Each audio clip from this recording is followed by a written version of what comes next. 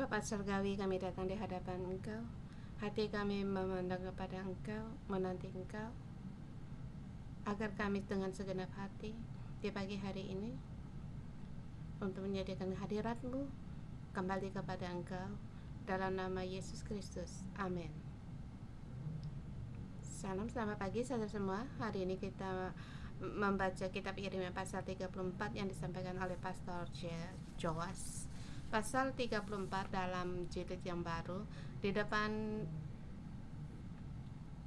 tertulis nubuatan kebangkitan rohani dan juga melihat penghakiman Allah, dan sampai di pasal 34 dan beberapa pasal kemudian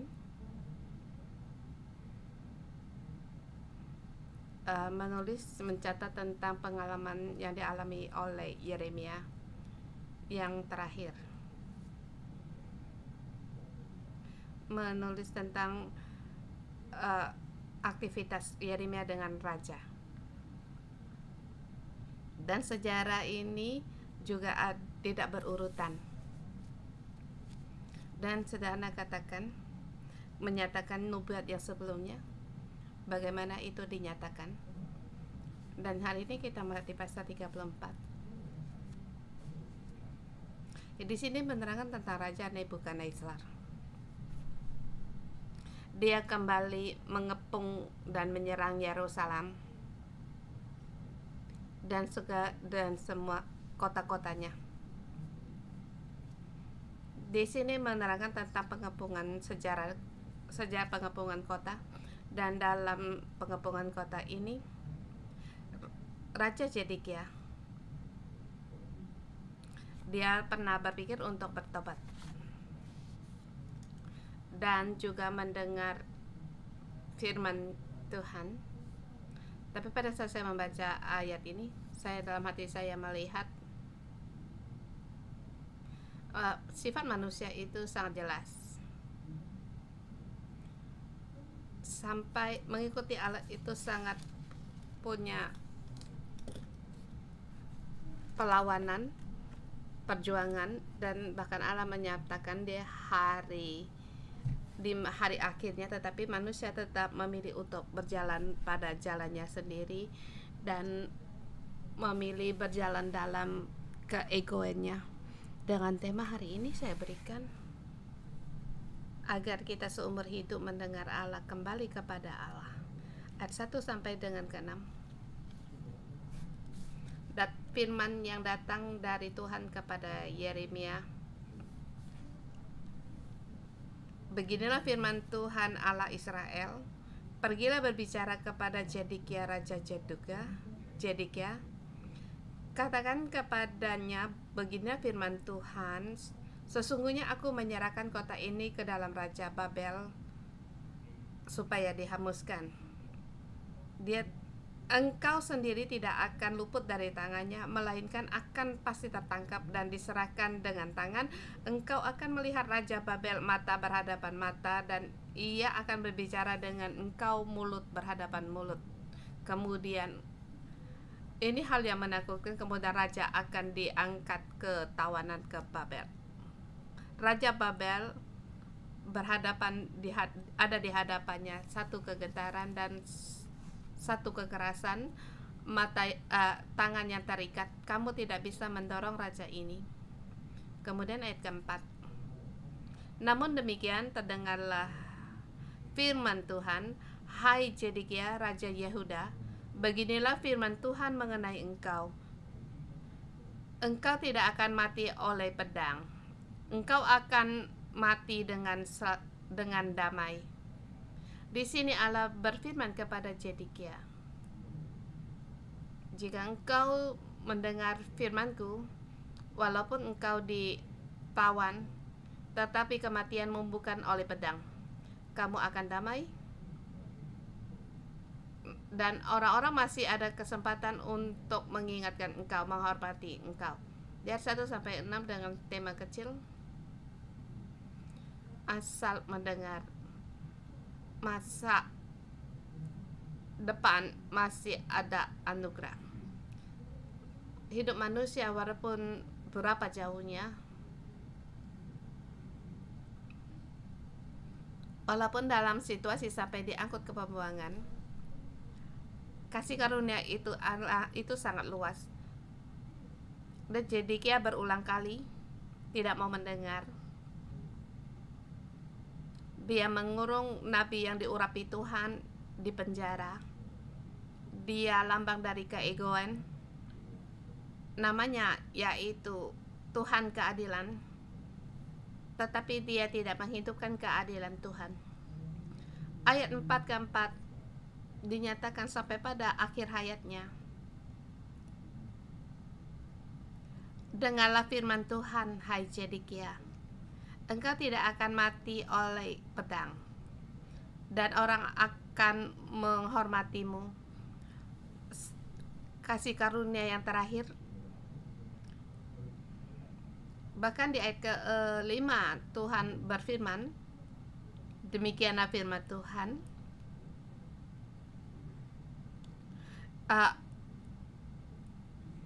aduhai, akulah yang mengucapkan firman itu, demikianlah firman Tuhan, Allah Tuhan keadilan. Firman ini disampaikan kepada Yeremia saat itu kapan? Di ayat ke-7, yaitu ketika tentara Babel berperang melawan Yerusalem dan segala kota Yehuda yang masih tinggal.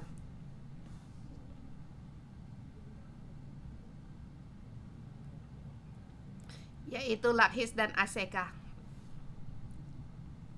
Sebab kota-kota itulah yang masih tinggal di antara kota-kota Yehuda sebagai kota-kota yang berkubu. Ini gambaran yang paling akhir.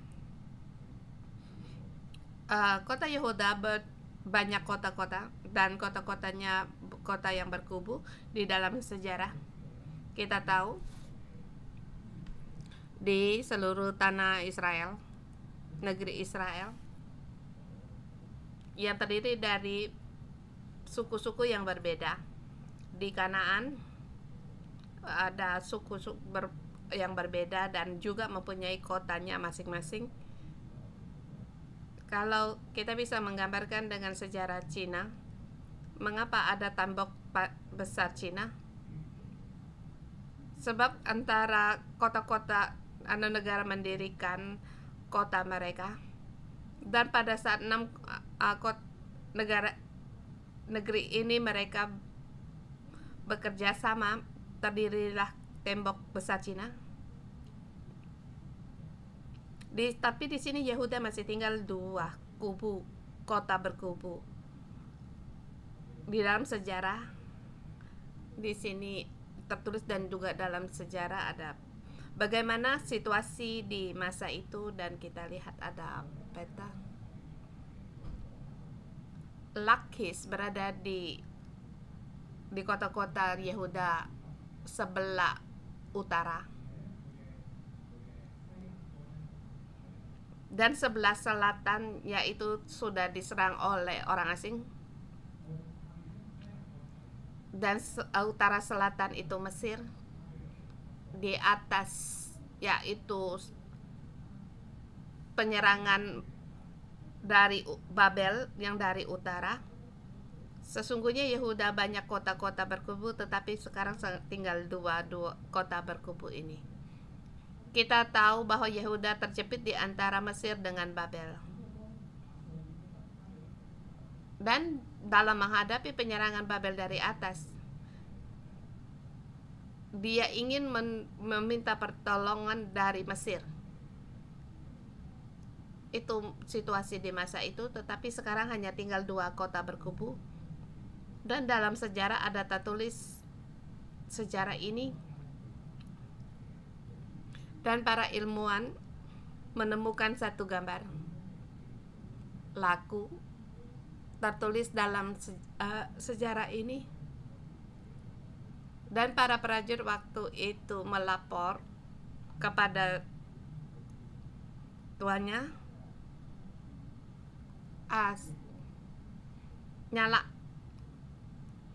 nyala api telah terlihat. Sekarang kita melihat nyala api dari Lakhis dan Aseka. Kami akan setia untuk menjaga kota ini dengan setia. Dan juga di tengahnya tertulis bagaimana Yehuda dari mengadakan persepakatan dengan Mesir, tetapi dalam ilmuwan itu hanya juru tulis tertulis hanya kekecewaan. Dan ini merespon di pasal 30 kitab Yeremia dalam sejarah masa itu. Kota-kota terkubu hanya tinggal 2 kota ini, dan Raja Zedekia mengambil keputusan. Dia mengikat perjanjian dengan Zedekia, firman Tuhan kepada Tuhan, supaya Zedekia mengikat perjanjian dengan segenap rakyat yang ada di Yerusalem untuk memaklumkan pembebasan, supaya setiap orang yang melepaskan budaknya sebagai orang merdeka, dan semua pemuka dan segenap rakyat yang ikut dalam perjanjian itu menyetujui. Tetapi di ayat 11, tetapi sesudah itu mereka balik berpikir. Ayat 7 sampai 11 dengan tema mengapa harus berbalik pikiran, membangkangi perjanjian. Mengapa harus mereka berbalik pikiran? Yaitu kembali menyatakan di situasi masa itu Babel telah datang, tentara Babel telah masuk, dan jadi dia mengambil keputusan. Dia ingin berusaha untuk kembali kepada Tuhan Allah.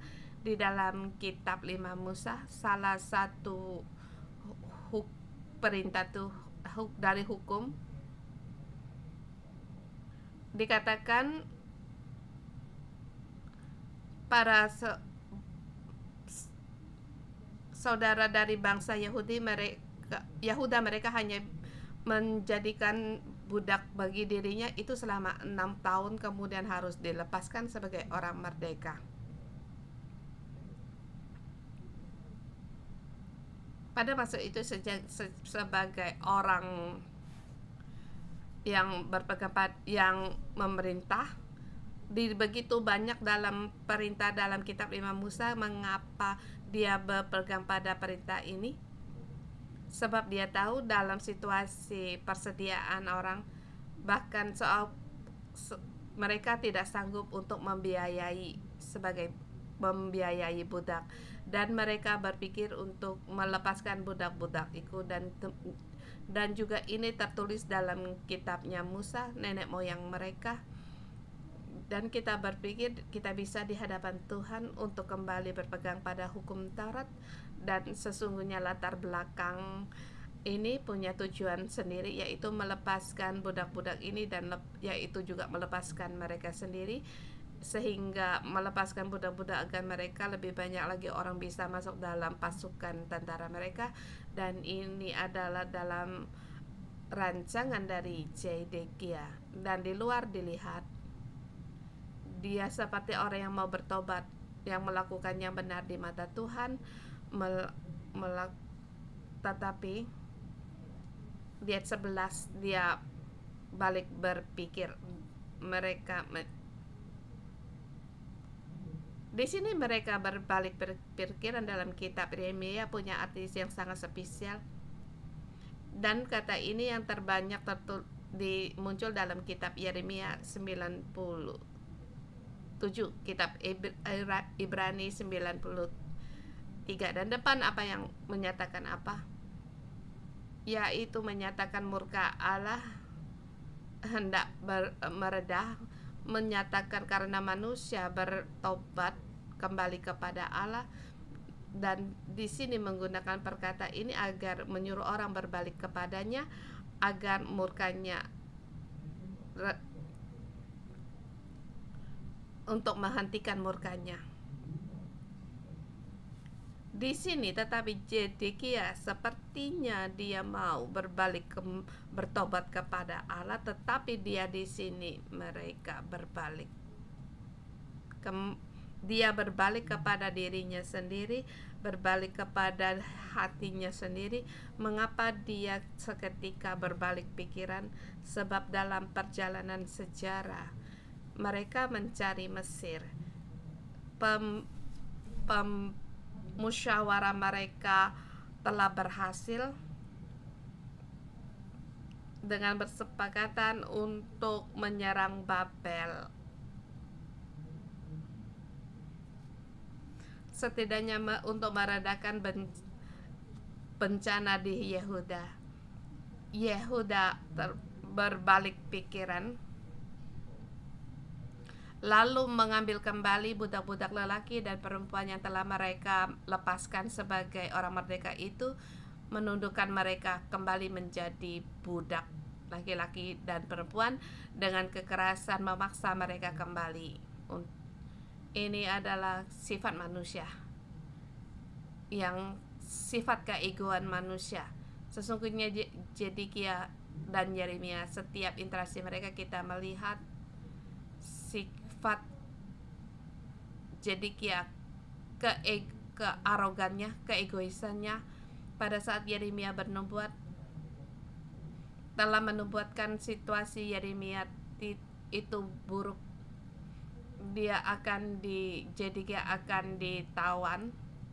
Pada saat pasal ini Allah berfirman untuk dengarlah, melihat situasi dalam perang, dia mendengar, dia berpegang pada perintah untuk mengasihi saudara, untuk melepaskan budak-budak. Sesungguhnya tujuannya untuk dirinya sendiri, untuk berpegang pada hukum Taurat juga dirinya sendiri. Sampai pada saat Mesir datang membantu mereka, dia berbalik pikiran. Saudara semua, kita pun harus merubah hidup kita. Terlebih lagi kita baru saja melewati hari perdamaian atau penebusan dosa. Sesungguhnya adakah kita merubah isi hati kita tahun demi tahun? Kita ingin mengikuti Tuhan, kita mengaku dosa-dosa kita, kita mengikat perjanjian dengan Allah. Aku ingin berjalan dalam jalan-Mu, ingin mengaku dosa, ingin dalam kekudusan, tetapi sifat buruk kita,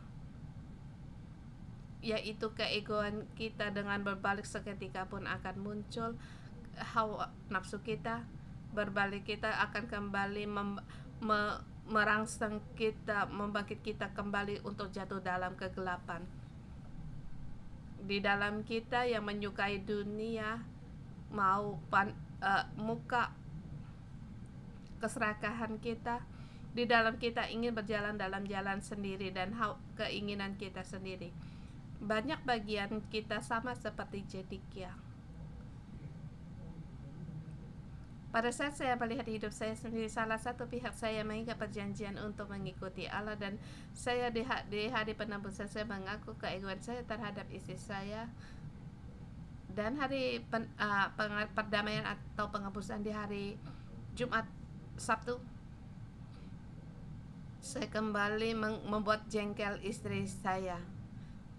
Sangat lihai. Keegoan manusia itu menjengkelkan, sangat lihai. Dan ya tentu harus kembali bertobat. Tetapi saya mengaku dalam saya sungguh banyak kelemahan. Di dalam kita sama lemahnya dengan Zedekia. Sesungguhnya hati saya bertobat kepada berbalik kepada siapa? Saya ingat Allah kembali mengingatkan saya untuk dengarlah dan kembali memilih untuk berjalan di jalan Allah. Saudara semua, berhati-hatilah terhadap keegoan kita, sebab Mesir akan memperdayakan kita. Keegoan kita itu adalah satu jerat. Ayat 12 sampai 22, Allah menyatakan penghukuman. Allah menyatakan dengan pandangannya bagaimana karena perbuatan Zedekia ini. Lalu datanglah firman Tuhan kepada Yeremia, bunyinya ayat 13. Beginilah firman Tuhan Allah Israel. Aku sendiri telah mengikat perjanjian dengan nenek moyangmu pada waktu aku membawa mereka keluar dari Mesir, dari tempat perbuatan isinya. Pada akhir 7 tahun haruslah kamu masing-masing melepaskan saudaranya bangsa Ibrani yang sudah menjual diri kepadamu, ia akan bekerja padamu 6 tahun namanya, kemudian haruslah engkau melepaskan dia sebagai orang merdeka. Tetapi nenek moyangmu tidak mendengar aku dan tidak memperhatikan aku. Saudara, orang Israel tahu bagaimana perasa menjadi seorang budak. Jadi janganlah menjadikan saudaramu menjadi seumur hidup sebagai budak. Kamu harus mengingat bagaimana Allah menyelamatkanmu lewat kasih karunia yang diberi kepadamu untuk diberikan kepada saudaramu untuk mengasihi saudaramu. Ayat 15. Hari ini kamu telah bertobat dan melakukan apa yang benar di mataku. Seperti Zedekia telah menyatakan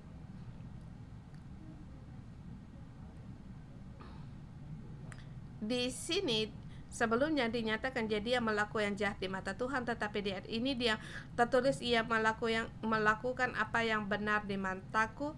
Di sini seperti dalam hidupnya hanya ini yang melakukan yang benar di matanya, karena dia telah memaklumkan kebebasan kepada saudaranya, dan kamu telah mengikat perjanjian di hadapanku di rumah yang di atas namaku diserukan. Tetapi ayat 16, tetapi kamu telah berbalik pikiran dan telah menajiskan namaku. Apa maksudnya menajiskan namaku? Yaitu dengan menggunakan nama hukum Taurat untuk untuk meraih keuntungan sendiri. Sesungguhnya keuntungan darinya sendiri, yaitu sejak munculnya Mesir, dia menggunakan perjanjian yang telah diikat mereka di dalam rumah Tuhan itu bisa dibatalkan.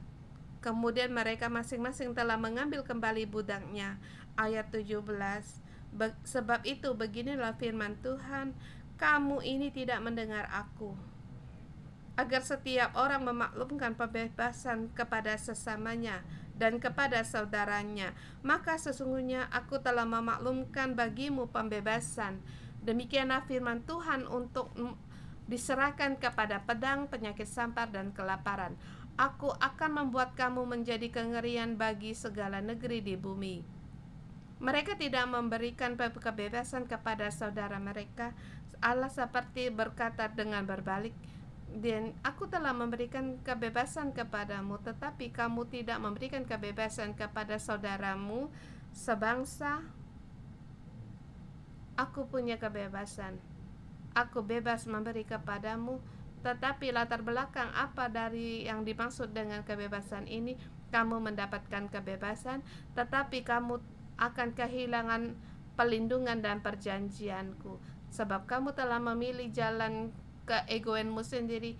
Kamu bisa berjalan dalam jalanmu sendiri, tetapi Allah tidak hadir di situ, maka kamu akan diserahkan kepada pedang, penyakit kelaparan, penyakit sampar, dan kelaparan.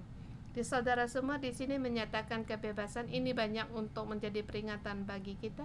Apakah kita sebagai manusia kita suka untuk mendapatkan kebebasan, tetapi pada saat kita meraih kebebasan itu, apakah kebebasan itu akan menimbulkan keegoan kita? Keegoannya timbul dari kita sendiri, itu adalah malapetaka. Seperti kita mendengar para pastor yang kembali dari Australia, dari Eropa. Maaf. Di Eropa mereka mendapatkan kebebasan mereka, kebebasan untuk bercinta, kebebasan untuk memuaskan diri sendiri, bahkan kebebasan untuk memilih hidup dan mati. Ini sesungguhnya adalah malapetaka. Apakah sungguh ini yang dimaksud dengan kebebasan? Kebebasan yang diserahkan pada pedang, penyakit sampar, dan kelaparan. Saudara semua, saudara semua, kebebasan apa yang kita inginkan? Yaitu kebebasan dalam hukum Taurat untuk saling membebaskan, kebebasan untuk saling mengampuni. Tetapi yang dikejar oleh dunia ini bukan kebebasan yang dihukum Taurat, tetapi hidup keegoisan manusia, kearogan manusia. Kemudian ayat 18 sampai 22.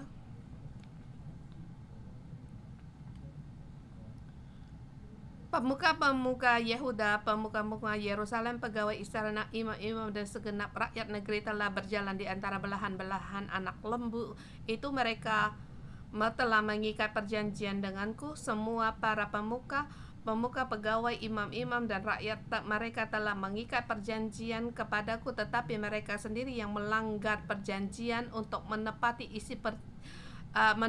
isi perjanjian yang telah diikat di hadapanku untuk memberikan kebebasan kepada saudara mereka. Maka dari itu mereka akan kuserahkan ke dalam tangan musuh mereka, ke dalam tangan orang-orang yang berusaha mencabut nyawa mereka, sehingga mayat mereka pun menjadi makanan burung-burung di udara dan binatang-binatang di bumi.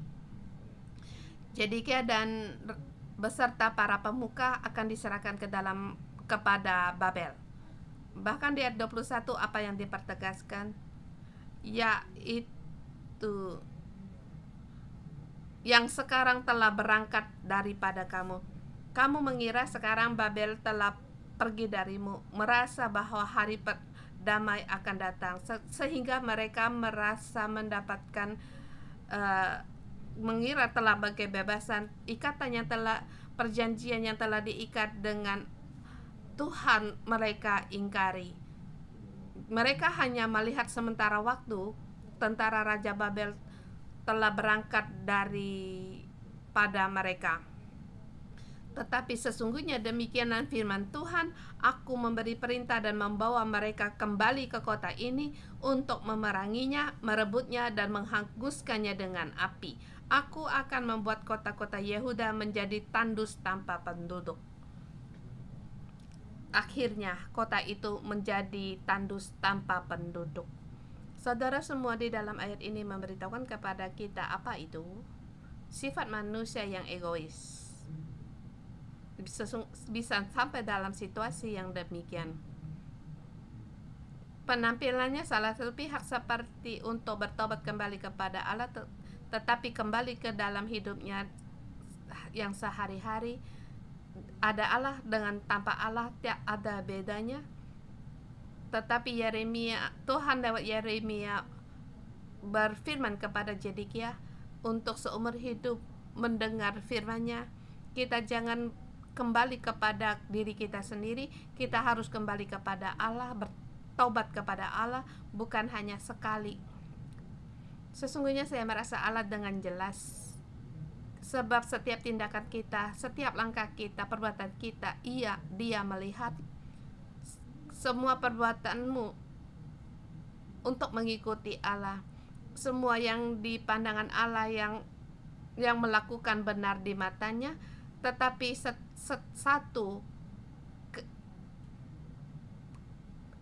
pengingkaran dari manusia Allah melihat dengan jelas. Saudara semua, kita semua hidup harus mendengar Tuhan. Di hari penebusan dosa, kita bisa terbuka di hadapan Allah mengaku kesalahan-kesalahan kita. Saya melihat Allah di surga juga berkata demikian. Gereja 611, kita di hari perdamaian ini, kita berjalan, kita melakukan yang benar di mata Tuhan. Saya percaya Allah demikian juga berfirman kepada kita, demikian kamu mendengar dan kamu sungguh masuk dalam kebenaran hari perdamaian ini dan masuk di dalam hari raya pondok daun ini. Kamu bersedia untuk bersukaria, bahkan kamu dengan menggunakan bis untuk memberitakan kebenaran ini. Saya percaya Tuhan tuh bersama berkata kepada kita di matanya, kita melakukan apa yang benar di matanya. Tetapi itu memberi semangat kepada kamu dan aku seumur hidup untuk mendengar Allah, dan teruslah mendengar. Jangan di hari-hari kemakmurmu seperti tanpa Allah. Di saat susah kita berpegang kepada Allah, tetapi pada hari damaimu, di hari pelindunganmu, kita harus memberitahukan kepada hati kita untuk terus kembali kepada Allah. Jangan juga jangan meremehkan keegoan kita sendiri, sebab keegoan seseorang itu sangat besar. Kita yang seumur hidup yang harus kita atasi. Sesungguhnya hati kita satu, satu hari 24 jam, mungkin setelah kita mengaku dosa sekitar 15-13, itu waktu kita yang lainnya kita pakai untuk kita sendiri. Kita mohon kepada Tuhan untuk menolong kita masuk di dalam perjanjiannya segenap untuk bertobat kembali kepada Allah. Mari kita menyembah Tuhan Allah kita. Haleluya. Kita merenungkan kasih setia Allah, dengan kasih setianya yang membawa kita pulang, kebaikannya menyertai kita. Semua kebaikan Tuhan.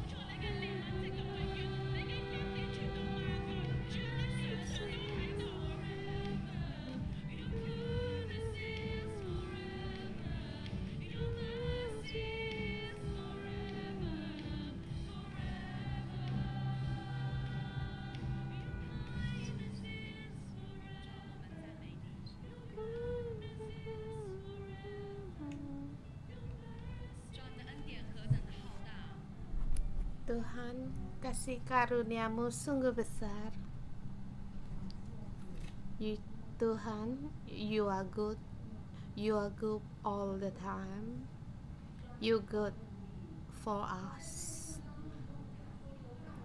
Tuhan, di dalam kitab hari ini Engkau berkata demikianlah, dengarlah firman Tuhan, hai Zedekia. Tuhan, beginilah firman Tuhan, hai Zedekia Raja Yehuda. Beginilah firman Tuhan mengenai engkau. Engkau tidak akan mati oleh pedang, engkau akan mati dengan damai. Tuhan, kami berterima kasih Tuhan karena kebaikan-Mu, kasih karunia-Mu di dalam hidup kami. Engkau selalu setia di dalam kehidupan kami. Engkau tidak meninggalkan kami. Dengan menurut rupa-Mu Tuhan, gambaran-Mu, Engkau melindungi kami, menaungi kami. Tuhan, Engkau bersedia diam di tengah-tengah kami. Saudara semua, mari kita bersyukur kepada Tuhan. Bersyukur kepada Tuhan dalam bimbingannya. Bersyukur kepada Tuhan begitu besar yang telah diberikan, anugerah Tuhan yang telah diberikan di dalam kehidupan kita. Mari kita bersyukur. Tuhan, kami berterima kasih. Terima kasih Tuhan, Engkau Allah yang mengasihi kami sampai selamanya. Walaupun di jalan kami ada kelemahan, kami jatuh bangun, tetapi kasih setia-Mu tidak berubah. Engkau terus menopang kami dan memberi semangat kepada kami di mana kami di saat kami jatuh, kami lemah Tuhan. Tangan-Mu yang berlubang kembali menopang kami, menyangga kami, sebab kasih-Mu tak pernah berubah. Terima kasih Tuhan.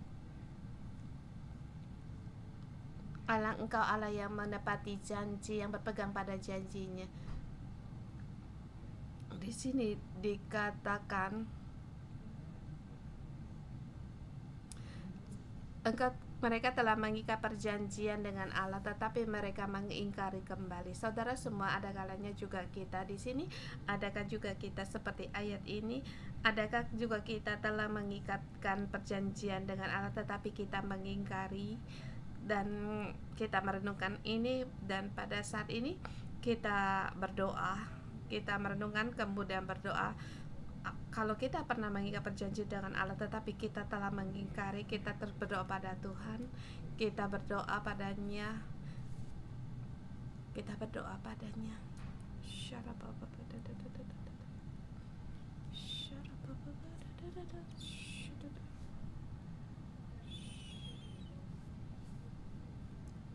Dan juga mengikatkan kalian, setiap tahun kita atau setiap pengakuan dosa kita jangan setiap tahun-tahun juga mengaku dalam dosa yang sama. Jadi kita telah mengaku dosa, kita mengikat perjanjian dengan Allah, kita jangan mengulanginya lagi. Mari kita berdoa.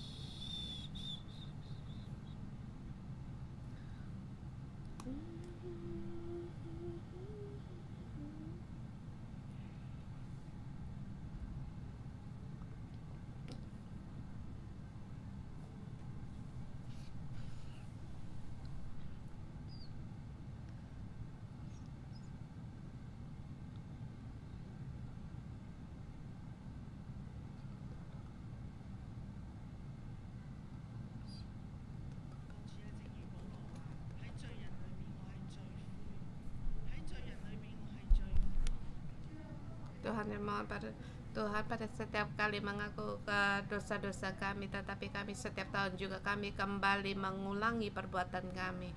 Tapi Tuhan, kasih karunia-Mu sungguh besar, kasih karunia-Mu menaungi meliputi kami pada saat kami kembali datang di hadapan Engkau untuk mengaku kesalahan kami. tangan kasih karunia menaungi, melindungi kami dan mencucikan kami, agar kami dengan berani datang di hadapan tatamu untuk mendapatkan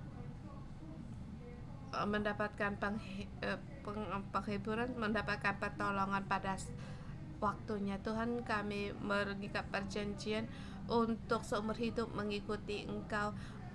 Tuhan, kami mau berpegang pada janjian ini, walaupun dalam perjalanan ini kami jatuh bangun, tapi Tuhan, Engkau tetap setia pada janjimu. Tuhan, kami berterima kasih kepada Engkau.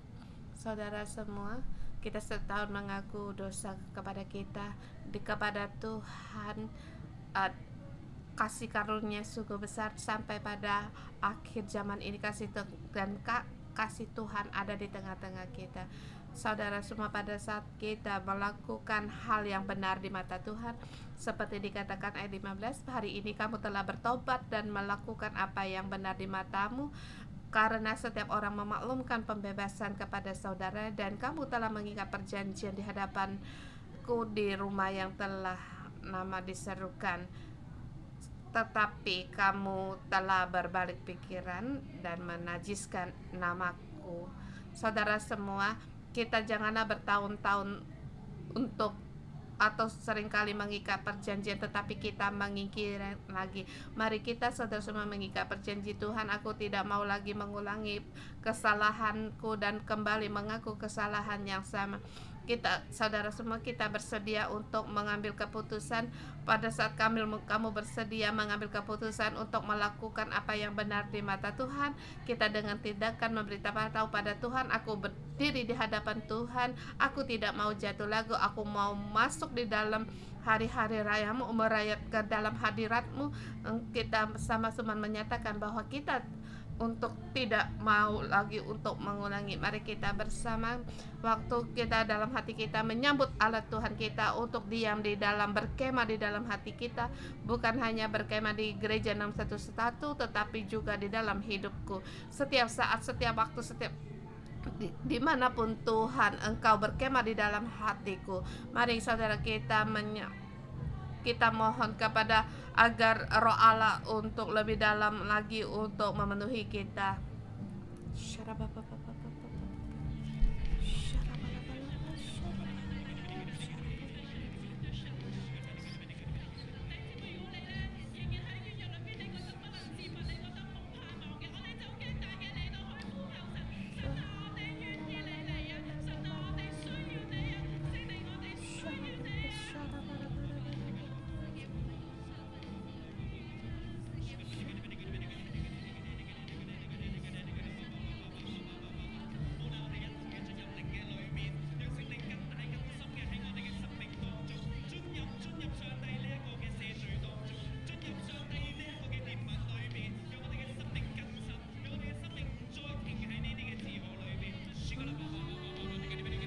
Kita mohon Tuhan agar kita tidak lagi hidup dalam keegoisan kita.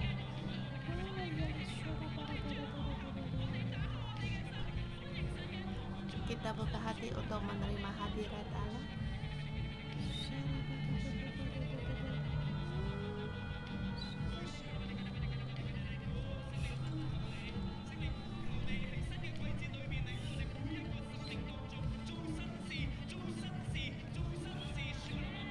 Tuhan melakukan berbuat pekerjaannya yang baru.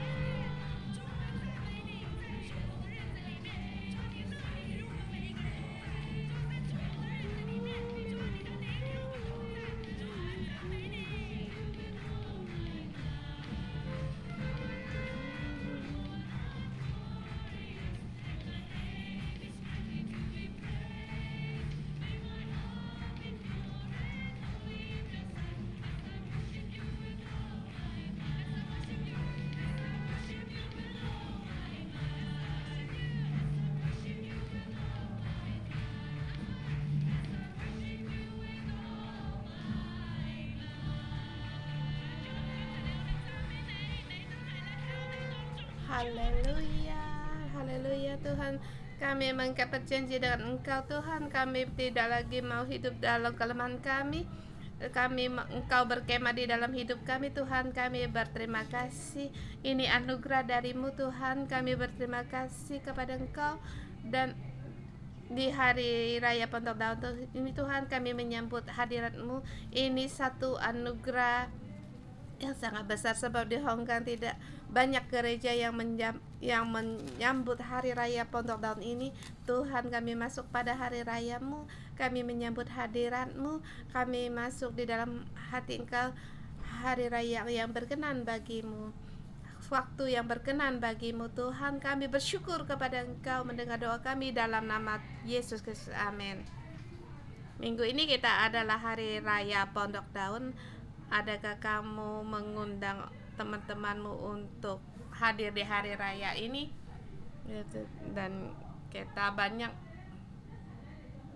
kita berdoa bersama untuk hari raya Pondok Daun ini, dan kita bersama berdoa pada Tuhan. Kiranya Tuhan menyertai kita. Kita bukan dengan program untuk melayani seseorang, tetapi kita menyambut hadirat Allah, agar semua yang hadir, yang ikut serta, yang berpartisipasi bisa merasakan hadirat Allah, baik itu untuk drama, musikal, atau dalam segala bagian. Allah menyertai kita, kita bersama Tuhan.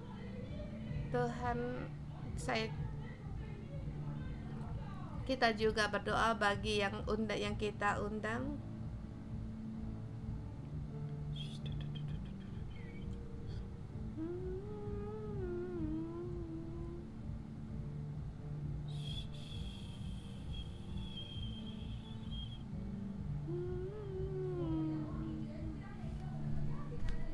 Tuhan, kami semua yang jiwa-jiwa yang kami undang, kami serahkan di dalam Engkau Tuhan. Engkau berkemah di tengah-tengah kami Tuhan. Engkau diam di tengah-tengah semua teman-teman baru kami, dengan keluarga mereka, di hati mereka Tuhan. Engkau yang menjaga kami, baik dalam setiap acara apapun, baik itu kebaktian kami Tuhan. Kami menyambut Engkau, Raja kami yang hadir di tengah-tengah kami Tuhan. Jagalah setiap tahap, dan di dalam Engkau penuh dengan damai dan sukacita-Mu ada di tengah-tengah kami. Terima kasih Roh Kudus, Engkau menyertai kami dan memuji Engkau.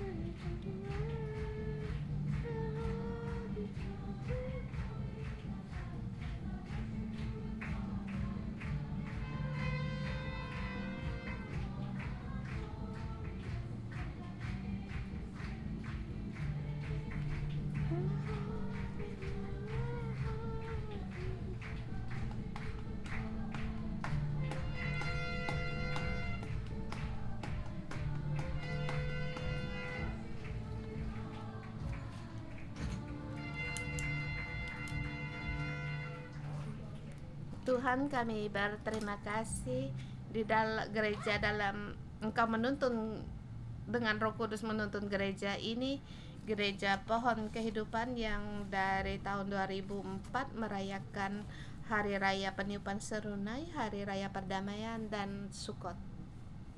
Tuhan, kami tidak pernah menyesal, sebab kami di setiap tahun kami merayakan Hari Raya Pondok Daun Tuhan. Tuhan, Engkau berkatilah kami sampai Engkau datang kembali. Kami pun tetap mau merayakan Hari Raya Pondok Daun ini, meniupkan serunai, Hari Perdamaian, dan bersyukur. Tuhan, Engkau melihat dan Engkau mendengar. Tuhan, Engkau menyertai kami. Tuhan, penyesalan-Mu, murka-Mu tidak datang di kota ini, di negara ini, sebab di kota ini, di negeri ini ada satu gereja yang tidak mengingkari untuk berpegang pada perjanjian-Mu, mengikat perjanjian denganmu Tuhan. Dan kami seorang perorangan, kami tidak kami tidak mengingkari untuk mengikuti Engkau Tuhan, maka Engkau akan menyesal dengan murka-Mu, dan Engkau tidak mendatangkan murka-Mu kepada kami, kepada keluarga kami, pada gereja kami. Tuhan, beri kami kekuatan agar kami selalu berjalan kepada Engkau, berjalan dalam jalan kasih dan percaya, dan tidak mengingkari sampai Engkau datang kembali. Berkatilah kami semua pada saat kami mengikuti Engkau. Dengan demikian Engkau memerintahkan untuk langit dan bumi untuk menghasilkan semua bagi kami. Berkatilah kami dalam nama Yesus Kristus. Amin.